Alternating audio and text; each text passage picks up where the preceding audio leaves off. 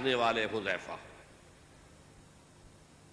اب ایک مرتبہ حضرت عمر ان سے پوچھتے ہیں، اب غور کیجئے کہاں عمر، کہاں ان کا مقام، صحابہ میں نمبر 2۔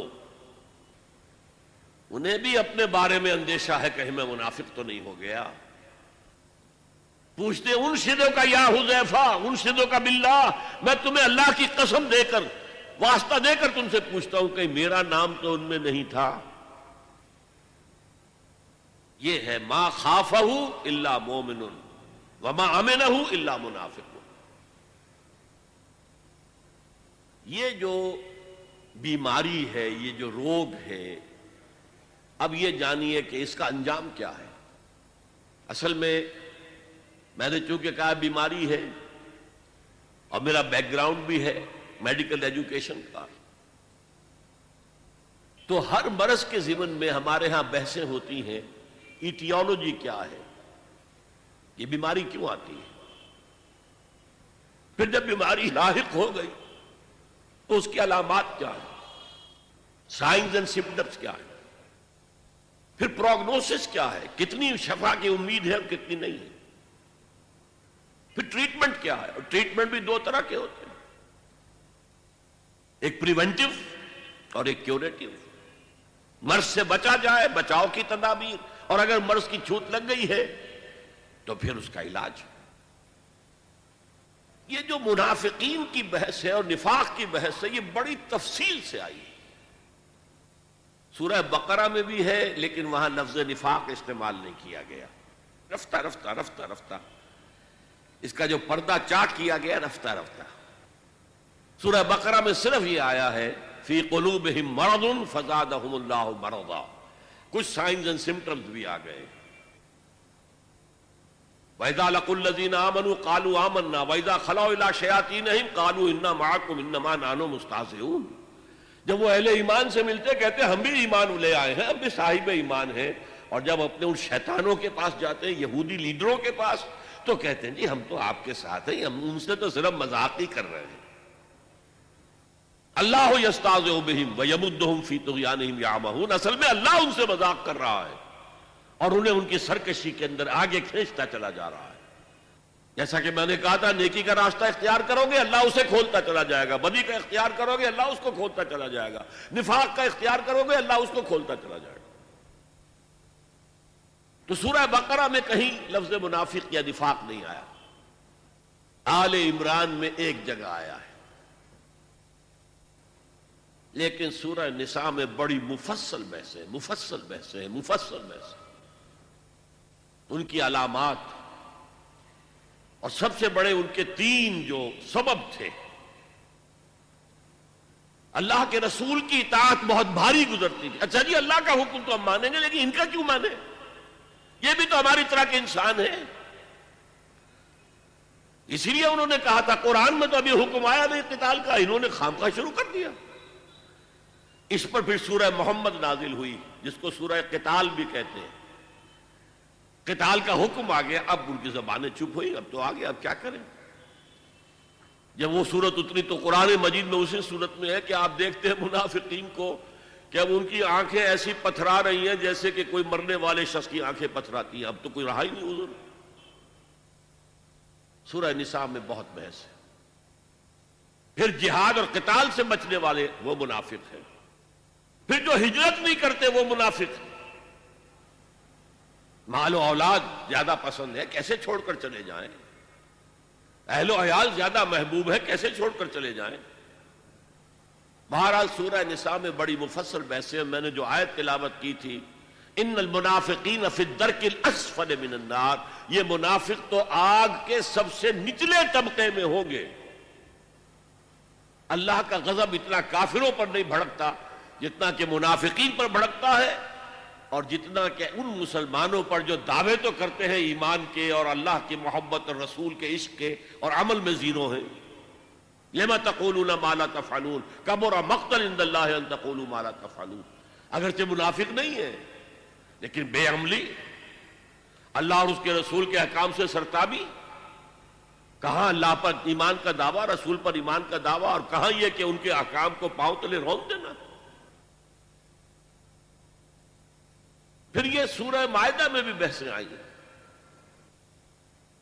لیکن یہ بحثیں سورہ نور میں بھی ہیں، سورہ احزاب میں بھی ہیں، لیکن کلائمیکس پر یہ مضمون آپ کو ملے گا بہت تفصیل سے یہ ملے گا سورہ توبہ میں، اس لیے کہ آخری امتحان جو ہوا تھا ان ایمان کے دعوے داروں کا وہ غزوہ تبوک کے وقت تھا، جسے کہا گیا تھا جیش العسرہ،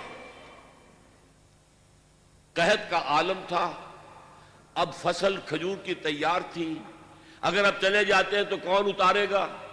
کھجور کی فصل عورتوں کا کام تو نہیں ہے کہ اتار سکیں، فصل جو ہے گل سڑ جائے گی درختوں کے اوپر ہی، تو گویا کہ قحط در قحط کا معاملہ ہوگا، پھر شدید گرمی ہے، طویل لمبا سفر ہے، تو اس میں ظاہر بات ہے کہ منافقین کا نفاق بالکل واضح ہو گیا، آ کر جھوٹی قسمیں کھائیں، اپنے آپ کو ایگزپٹ کرایا، بعض مسلمانوں سے بھی کوتاہی ہو گئی، حضرت کعب ابن مالک اور دو ان کے ساتھی، بڑا مفصل ان کا معاملہ جو ہے قرآن مجید میں تو اجمالاً مذکور ہے، حدیث بخاری میں بڑی تفصیل سے انہوں نے صاف جا کر اعتراف کر دیا، حضور زبان ہمارے پاس بھی ہے، جھوٹے قسمیں ہم بھی کھا سکتے ہیں، لیکن آج ہم آپ سے اجازت حاصل کر بھی لیں گے، آپ کو راضی کر بھی لیں گے، تو قیامت کے دن اللہ کے سامنے کیسے اپنے جھوٹ کو چھپائیں گے؟ لہذا مان لیا، انہیں سزا بھی دی گئی، 50 روز کا مقاطعہ، بائیکاٹ، کوئی ان سے بات نہ کرے، یہاں تک کہ ان کی بیویاں ان سے بات نہ کریں۔ بہرحال سورہ توبہ کے اندر پھر وہ آیت آئی ہے، یہ پروگنوسس کے اعتبار سے کر رہا ہوں، سورہ نساء میں ان المنافقین فی الدرک الاسفل من النار، اور سورہ توبہ میں سواء علیہم استغفرت لہم ام لم تستغفر لہم، اے نبی ان کے حق میں برابر ہے آپ ان کے لیے استغفار کریں یا نہ کریں، ان تستغفر لہم 70 مرۃ فلن یغفر اللہ لہم، اگر آپ ان کے لیے 70 مرتبہ بھی استغفار کریں گے تب بھی اللہ انہیں نہیں بخشے گا۔ یہ ہے پروگنوسس، یہ ہے اس کی ہلاکت خیزی، رسول کے استغفار سے محروم، اللہ کی رحمت سے محروم، فی الدرک الاسفل من النار، کافروں سے نیچے ہوں گے، جہنم کے نچلے ترین طبقے کے اندر ہوں گے۔ اور جیسا کہ میں نے کہا اس نفاق کا آغاز کیا ہے؟ جان پیاری ہے، مال پیارا ہے، گھر پیارا ہے، اولاد پیاری ہے، تو اللہ کی راہ میں کیسے نکلے؟ بس یہ سبب ہے، اسی میں قدم بقدم پیچھے ہٹے، اور جب پیچھے ہٹ رہے ہیں تو ایمان جو ہے جو تھا اپنے پاس، وہ جیسے برف کی ڈلی پگھلتی ہے، وہ پگھل رہا ہے، ہوتے ہوتے ایمان ختم ہو گیا، کفر کے دائرے میں داخل ہو گئے ہیں، لیکن اوپر ایک ونیئر ہے، ونیئر۔ آپ نے دیکھا ہوگا دیمک جب کسی کڑی کو یا شیطین کو کھاتی ہے تو بڑا سمجھدار جانور ہے، چھوٹا سا کیڑا، اوپر جو ہے ایک ونیئر چھوڑتا جاتا ہے تاکہ نیچے والوں کو پتہ ہی نہ چلے کہ یہ تو کھائی گئی، یہ شیطین تو کھایا گیا۔ اسی طریقے سے ایمان کھایا گیا، ختم ہو گیا، نکل گیا، لیکن یہ کہ وہ بھی اپنے تئیں سمجھ رہے ہیں کہ ہم مسلمان ہیں، اور مسلمان بھی انہیں مسلمان سمجھ رہے ہیں، جو ان کے رشتہ دار ہیں، ان کے اندر عصبیت بھی ہے، قبائلی اعتبار سے محبت بھی ہے، اگرچہ وہ ایمان کے اعتبار سے بالکل کھوکھلے ہو چکے، ایمان کی نفی ہو چکی، حقیقت کے اعتبار سے وہ کفر میں داخل ہو چکے، لیکن وہ اپنے آپ کو مسلمان سمجھتے ہیں، اور at legal level they are acknowledged as Muslims. چنانچہ جو رئیس المنافقین تھا عبداللہ ابن ابی، وہ پہلی صف میں ہوتا تھا نماز میں،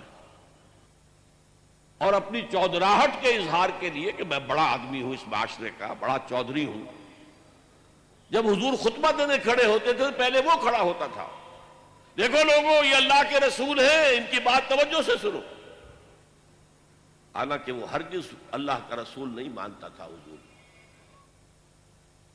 تو اب میں یہ چاہتا ہوں کہ ہمارے لیے خوش قسمتی سے اللہ تعالیٰ نے یہ جو 10 مدنی صورتیں ہیں، سورہ حدید سے شروع ہوتی ہیں، سورہ تحریم پر ختم ہوتی ہیں، صرف سورہ حدید 4 رکوعوں پر ہے، کہ سورہ مجادلہ، سورہ حشر 3 رکوع، باقی سب 2 رکوع، چھوٹی چھوٹی صورتیں. لیکن وہ جو مضمون بہت بڑا ہے مکی صورتوں میں، حقیقت ایمان، وہ سورہ تغابن کی 18 آیتوں میں بیان کر دیا گیا، خلاصہ نکال دیا گیا. آخر طالب علم ہر قسم کے ہوتے ہیں نا. ایک طالب علم وہ بھی ہوتے ہیں جو اصل نصاب کی کتاب کو خوب پڑھتے ہیں، دل لگا کر پڑھتے ہیں، اور ایک وہ بھی ہے جنہیں خلاصے چاہیے، خلاصے اور گائیڈز کی مدد سے امتحان پاس کر گئے. تو ان کا بھی لحاظ رکھا ہے. اگر پوری لمبی بحثیں نہیں کر سکتے تو لو سورہ تغابن میں سمجھ لو ایمان کیا ہے، اور ایمان کے ثمرات کیا ہے، نتائج کیا ہے، تقاضے کیا ہے، مطالبے کیا ہے. اسی طریقے سے منافقین کی بحث، نفاق کی بحث تفصیل سے تو ہے سورہ نساء میں، سورہ توبہ میں، لیکن یہ کل 11 آیتیں ہیں. اس میں اس کا ایسا حکیمانہ انداز میں بیان ہوا ہے. آج میں ان آیات کا اب درس دے رہا ہوں لفظ بلفظ، تاکہ یہ نفاق کی حقیقت قرآن مجید کی ان 11 آیات کے حوالے سے آپ کے ذہن نشین ہو جائے، مینٹل ایسوسیشنز قائم ہو جائیں آیات کے الفاظ کے ساتھ آپ کے ذہن میں. دیکھیے بات شروع کہاں سے ہوئی؟ اذا جاءک المنافقون قالوا نشہد انک لرسول اللہ. اے نبی، جب یہ منافق آپ کے پاس آتے ہیں اور کہتے ہیں کہ ہم گواہی دیتے ہیں کہ آپ اللہ کے رسول ہیں، ظاہر بات ہے مسلمان ہونے کے لیے اب چونکہ انہیں شک ہوتا تھا، ہمارے ایمان پر تو شک کیا جا رہا ہے. ہم جھوٹی قسمیں کھاتے ہیں تو لوگ زیر لب مسکراتے رہتے ہیں کہ یہ پھر جھوٹی قسم کھا رہا ہے. نہیں حضور، ہم آپ پر ایمان رکھتے ہیں، حضور بالکل کوئی شک نہ کیجئے، حضور ہمارے بارے میں کسی اشتباہ میں مبتلا نہ ہو. نشہد انک لرسول اللہ، ہم تو گواہی دیتے ہیں کہ آپ اللہ کے رسول ہیں. اور ذرا دیکھیے یہاں تبصرہ کیا ہے، واللہ یعلم انک لرسولہ. میں اس کا ترجمہ ذرا مختلف انداز میں کرتا ہوں. اللہ سے بڑھ کر کس کو معلوم ہے کہ آپ اللہ کے رسول ہیں؟ اللہ کو خوب معلوم ہے کہ آپ اللہ کے رسول ہیں، اور اللہ سے بڑھ کر کس کو معلوم ہے کہ آپ اللہ کے رسول ہیں؟ واللہ یشہد ان المنافقین لکاذبون. لیکن اللہ گواہی دیتا ہے یہ منافق جھوٹے ہیں. بظاہر تو یہ جھوٹ نہیں ہے، انک لرسول اللہ، آپ اللہ کے رسول ہیں، تو سچائی ہے. لیکن وہ دل سے نہیں کہہ رہے ہیں، یہ صرف ظاہری بات ہے، یہ ان کا قول ہے، اس پر ایمان اور یقین حاصل نہیں ہے. واللہ یشہد ان المنافقین لکاذبون، جھوٹے. اب میں نے عرض کیا تھا کہ نفاق کی پہلی منزل جھوٹ ہے. اب اس کے بعد مسئلہ آیا، جب میں نے عرض کیا تھا کہ جب دیکھا لوگوں نے تو یہ تو ہر وقت بہانے بناتے، تب قسمیں کھا کر اتخذوا ایمانہم جنتا فصدوا عن سبیل اللہ، انہوں نے اپنی قسموں کو ڈھال بنا لیا ہے کیونکہ اعتراض نہ کر سکے. خدا کی قسم، واللہ واللہ واللہ میری یہ مجبوری ہے، میری بیوی بیمار پڑی ہے، کوئی دیکھ بھال کرنے والا نہیں ہے، کیا پتا اس کا انتقال ہو جائے اور میں اب نکل جاؤں اللہ کی راہ میں، کون اس کا پرسان حال ہوگا. تو قسموں کو انہوں نے ڈھال بنا لیا. اب کیا کہیں ایک شریف اور بامروت انسان کیا کہ تم جھوٹ بول رہے ہو، جھوٹ قسم کھا رہے ہو. اچھا بھائی جیسا تم کہہ رہے ہو ٹھیک ہے. تو انہوں نے گویا کہ جو تقاضا تھا اللہ کی راہ کا، جو اللہ کی راہ میں نکلو، انفاق کرو، خرچ کرو اور اللہ کی راہ میں جان ہتھیلی پر رکھ کر نکل آؤ، تو اس سے روکا اپنے آپ کو، جیسے تلوار کے وار سے آپ ڈھال کے ذریعے روکتے ہیں، اپنے آپ کو بچاتے ہیں. اتخذوا ایمانہم، یمین قسم، انہوں نے اپنی قسموں کو ڈھال بنا لیا ہے. فصدوا عن سبیل اللہ، ترجمہ بہت ٹھیک کیا گیا تھا. صدہ یا سدو کے 2 معنی ہیں، خود بھی رک جانا، دوسروں کو بھی روکنا. اللہ کے راستے سے خود بھی رک گئے، دوسروں کو بھی روکتے ہیں. ان سے بھی کہتے تھے بھائی تمہاری مت ماری گئی ہے، قالوا لا تنفروا فی الحر، اس گرمی میں نکل رہے ہو، شام کا سفر کرنا، تبوک جانا. حضور نے اعلان کر دیا تھا. عام اپنے غزوات کے جو آپ کی عام عادت تھی اس کے برعکس عام طور پہ یہ تھا کہ آپ چھپاتے تھے کہ کہاں جانا ہے. جیسے کہ ایک حدیث بھی ہے، استعینوا علی حوائجکم بالکتمان، اپنی ضرورتوں پر جو ہے پردہ ڈال کر چھپا کر اللہ کی مدد حاصل کرو. لیکن یہاں آپ نے ڈکلیئر کر دیا تھا تبوک جانا ہے اور سلطنت روما سے ٹکراؤ ہے. ابھی تک تو عرب کی انٹرنل فائٹنگ تھی، اب ایک اسٹیبلشڈ ایمپائر جس کی فوجیں رومن لیجنز ہسٹری میں مشہور، غرق آہن، لاکھوں کی فوجیں، تو وہ کیا سوچتے تھے؟ معاذ اللہ ان کا دماغ خراب ہو گیا ہے، غر ہؤلاء دینہم، ان کے دین نے انہیں دھوکے میں ڈال دیا ہے. کہاں جا رہے ہیں؟ سلطنت روما کو چیلنج کرنے جا رہے ہیں. تو وہ دوسروں کو بھی روکتے تھے، مت جاؤ. فرمایا وہ خود بھی رکے اللہ کے راستے سے اور دوسروں کو بھی روکنے کی کوشش کی. انہم ساء ما کانوا یعملون، یقیناً بہت ہی برا کام ہے جو وہ کر رہے تھے. اب آئی ہے بہت مرکزی آیت جس سے کہ بات واضح ہو جائے گی. ایک شعوری نفاق، ایک غیر شعوری نفاق. ذالک بانہم